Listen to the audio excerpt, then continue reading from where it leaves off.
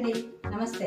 Welcome back to world of Bharathi. ఈరోజు recipe వచ్చి కొబ్బరి ఉండలు పంచదార పాలు వేసి తయారు చేస్తున్నాను. కొద్దిగా డిఫరెంట్గానే ఉంటుంది కానీ చాలా బాగుంటాయి. మనం అయితే కొబ్బరి లౌజు బెల్లంతో చేసుకుంటాం. ఇది 10 నిమిషాల్లో ఈజీగా అయిపోతాయి, తొందరగాను. రెసిపీలోకి వెళ్ళిపోదాం, వీడియో స్టార్ట్ చేద్దామండి.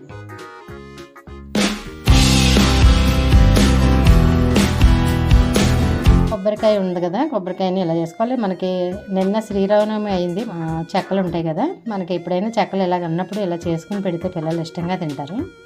దీన్ని వెనక వైపు ఇలా తీసేస్తే అవుతుంది.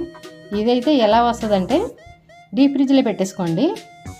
చెక్కలు పెట్టేసుకున్న తర్వాత ఒక 3 గంటలు అయిపోయిన తర్వాత తీసి మనకి చన్నీటిలో వేసేస్తే అది డిప్ప ఇలాగ స్పూన్ తోటి తీసేసినా లేకపోతే చాకుతో తీసేసినా వచ్చేస్తుంది. వెనకాల పార్ట్ అయితే మనకు నలుపు ఉండదు ఎక్కువ. చూసారు కదా, ఇలా ఉంటుంది. దీన్ని మిక్సీ పట్టేసుకుందాం కొబ్బరి కూరలాగా.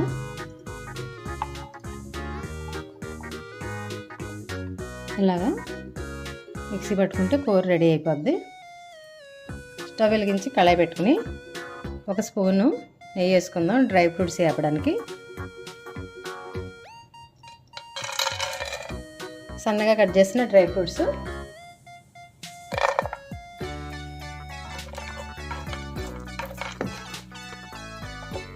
కొంచెం కిస్మిస్,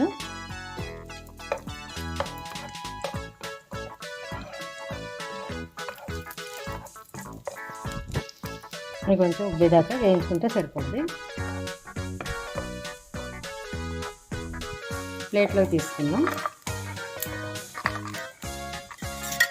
ఇప్పుడు అదే పాన్లో ఇంకొక స్పూన్ నెయ్యి వేసుకుని కొబ్బరి అంతా వేసేసుకుందాం.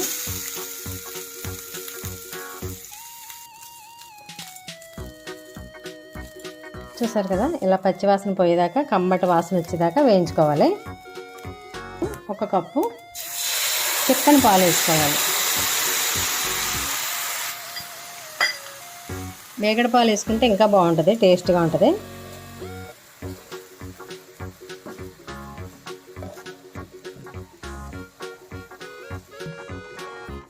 ఇప్పుడు 1-2 స్పూన్లు మిల్క్ పౌడర్ వేసుకోవాలి.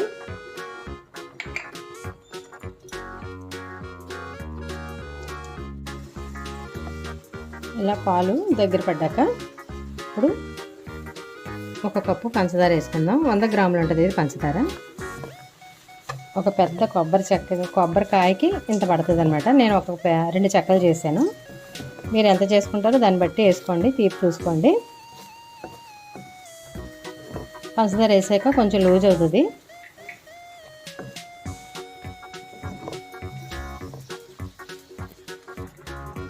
ఇప్పుడు ఒక 5 యాలకులు దంచుకుని వేసుకోవాలి.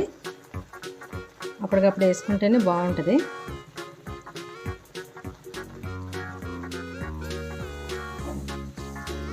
దగ్గరుండి ఇలా మాడిపోద్ది, లేకపోతే దగ్గరుండి ఇలా వేయించుకోవాలి.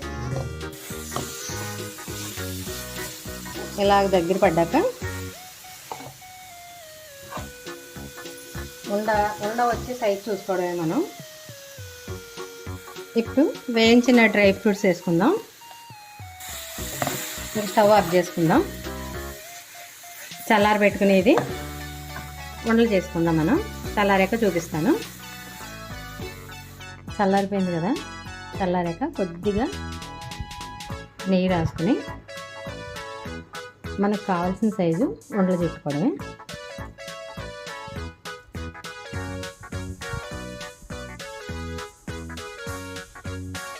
ఇది చాలా టేస్టీగా ఉంటుంది. ఇప్పుడు మొత్తం అంతా ఇలాగా నెయ్యి రాసుకుని చేతికి చేసుకుంటే లడ్డూలు అయితే తయారైపోయినాయి.